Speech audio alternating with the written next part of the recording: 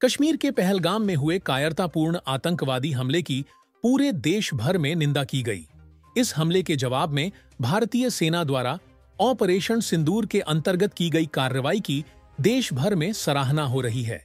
इसी पृष्ठभूमि पर गोंदिया जिला कांग्रेस कमेटी की ओर से भी एक रैली निकाली गई, जिसमें भारतीय सेना के समर्थन में भारतीय सेना जिंदाबाद के नारे लगाए गए।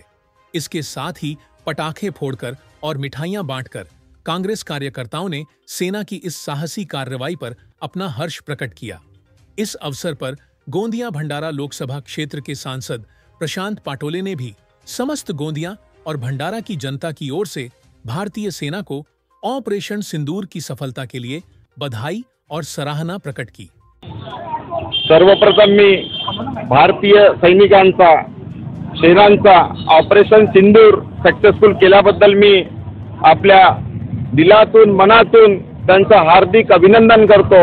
भंडारा आणि गोंदिया जिल्हा समस्त आपले भंडारा आणि गोंदिया जिल्ह्यातील सामान्य लोक जनता जनार्दन यांच्याकडून सुद्धा मी त्यांना बधाई देतो।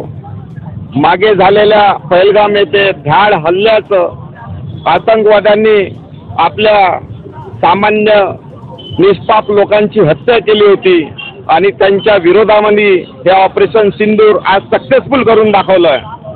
मी भंडारा आणि गोंदिया जिल्ह्यातील जनतेचा आव्हान करतो आणि त्यांना सांगतो, त्यांना विनंती करतो की आपल्या भारतीय सेनेच्या सोबत आम्ही पावलं ठेवून त्यांच्या आपण सोबत राहू आणि हे सैनिक समजा आपले जे सैनिक आहेत ते एवढे साहसी आहेत, त्यांचं मी अभिनंदन करतो आणि त्यांना सांगू इच्छितो की कोणत्याही या लढाईमध्ये दहशतवाद्यांच्या आतंकवाद्यांच्या लढाईमध्ये आम्ही सगळेजण त्यांच्या सोबत आहोत।